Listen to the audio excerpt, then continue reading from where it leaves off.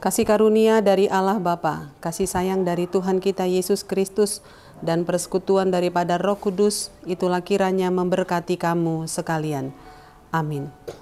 Saudara-saudara yang kekasih di dalam nama Tuhan Yesus Kristus, marilah kita mendengarkan firman Tuhan yang menjadi renungan untuk kita pada satu hari ini, diambil dari kitab Ratapan pasal 3, ayatnya yang ke-39, demikianlah bunyi firman Tuhan. Mengapa orang hidup mengeluh? Biarlah setiap orang mengeluh tentang dosanya. Saudara, ada banyak alasan mengapa manusia mengeluh. Karena kenyataan yang tidak sesuai dengan harapan. Mungkin karena kesulitan ekonomi yang bertubi-tubi datang dalam kehidupan manusia, atau mungkin karena beban-beban hidup, karena penyakit tertentu yang tidak kunjung sembuh, atau karena penderitaan yang datang silih berganti. Kesusahan demi kesusahan datang di dalam kehidupan manusia. Mungkin itu yang membuat banyak manusia tidak pernah berhenti untuk mengeluh. Tetapi firman Tuhan pada hari ini menyapa kita dengan satu pertanyaan.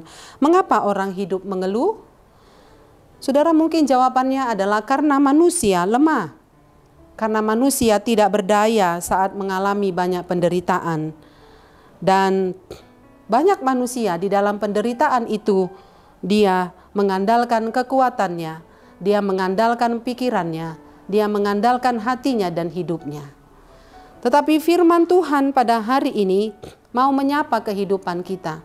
Dari segenap banyak keluhan-keluhan, mau dikatakan kepada kita ternyata keluhan itu tidak mengubah apapun di dalam kehidupan kita. Tetapi justru keluhan itu menambah keluhan yang lain dan menambah sengsara kita. Bahkan akan mendatangkan penyakit bila kita terus-menerus mengeluh di dalam kehidupan kita. Saudara, mengapa orang menjadi insomnia atau kesulitan tidur? Karena orang tersebut sangat suka untuk mengeluh, dan akhirnya adalah manusia akan menjauh dari Tuhan. Firman Tuhan hari ini mengingatkan kita, mari kita mengganti keluhan dengan harapan kepada Tuhan. Mari kita ganti keluhan dengan bersyukur kepada Tuhan. Kita belajar untuk keluar dari keluhan itu, karena orang yang mengeluh hanya fokus kepada penderitaannya.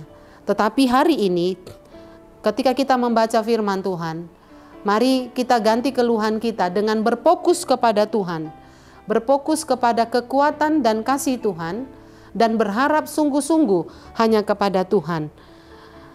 Dan diingatkan kepada kita hari ini, yang boleh kita keluhkan di dalam hidup kita hanya satu, yaitu tentang dosa, tentang kelemahan kita. Ketika Yesus berkhotbah di bukit, dia berkata kepada banyak orang, berbahagialah orang yang berduka cita, karena dia akan dihibur. Berbahagialah orang yang mengeluhkan dosanya. Berbahagialah orang yang merasa bahwa hidupnya tidak nyaman karena dosa. Karena orang yang mengeluh tentang dosanya, dia akan dihibur. Mari kita awali setiap hari dengan bersyukur. Mari kita awali setiap hari dengan menghitung berkat Tuhan. Dan mari kita awali setiap hari dengan mendukakan seluruh dosa kita, seluruh kekurangan-kekurangan kita, dan setelah kita berduka, maka kita akan datang kepada Tuhan. Mari kita bawakan seluruh duka cita dosa kita ke dalam salib Tuhan. Keluhan-keluhan tentang kelemahan kita, keluhan-keluhan tentang ketidakberdayaan kita akan dosa itu, mari kita bawakan di kaki salib Tuhan. Karena di kaki salib Tuhan itu telah dibayar lunas seluruh keluhan dosa-dosa kita. Maka hidup kita akan dipulihkan oleh Tuhan. Mungkin ada banyak penderitaan yang kita alami, banyak kesusahan yang kita alami, banyak penyakit yang kita alami. Itu datang tidak begitu saja, tetapi datang karena kekurangan kita, datang karena kelemahan kita, datang mungkin karena dosa-dosa kita. Karena itu apapun bentuk penderitaan kita pada saat ini, mari kita bawakan di kaki Tuhan. Karena di kaki Tuhan kita memperoleh kekuatan. Di kaki Tuhan akan mendatangkan pengharapan. Dan di kaki Tuhan kita akan menjumpai banyak jawaban atas kehidupan kita. Saudara, kita boleh membaca kitab ratapan ini, pasal 3 secara keseluruhan. Dia tidak berdiri sendiri di ayat 39, tapi nanti kita boleh baca dari ayat 1 sampai selesai pasal 3 ini. Di sana kita mengerti betapa keluhan tidak mendatangkan apa-apa, tetapi yang mendatangkan sukacita, yang mendatangkan kesegaran baru, kekuatan baru adalah ketika kita berharap kepada Tuhan, tidak berhenti datang kepadanya dan terus-menerus meminta pertolongan dari Tuhan, maka jiwa kita akan disegarkannya pada setiap waktu. Selamat kita bersyukur dan selamat kita selalu berdoa dan menantikan pertolongan Tuhan di dalam kehidupan kita. Amin. Marilah kita bersatu di dalam doa. Terima kasih Tuhan, segala sesuatu yang terjadi di dalam hidup kami itu tidak terlepas dari penglihatan Tuhan.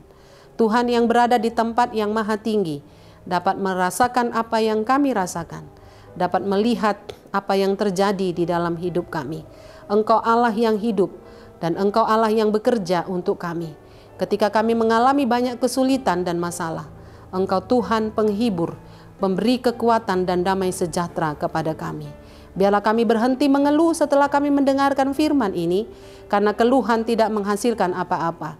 Tetapi biarlah kami mengganti keluhan dengan bersyukur, dengan berterima kasih, dan menghitung berkat Tuhan setiap hari yang Tuhan telah berikan kepada kami. Sekecil apapun berkat itu, akan kami syukuri kepada Tuhan, maka itu akan mendatangkan kekuatan baru. Aktivitas kami sepanjang satu hari ini, kami serahkan kepada Tuhan. Tuhan yang punya kekuatan, Tuhan yang punya hikmat, akan memberikan hikmat kekuatan kepada kami untuk melakukan aktivitas kami dengan ucapan syukur dan terima kasih. Terpujilah Engkau ya Allah, dalam Kristus Yesus kami berdoa dan mengucap syukur. Amin. Shalom Bapak Ibu, selamat pagi dan selamat kita beraktivitas dalam satu hari ini.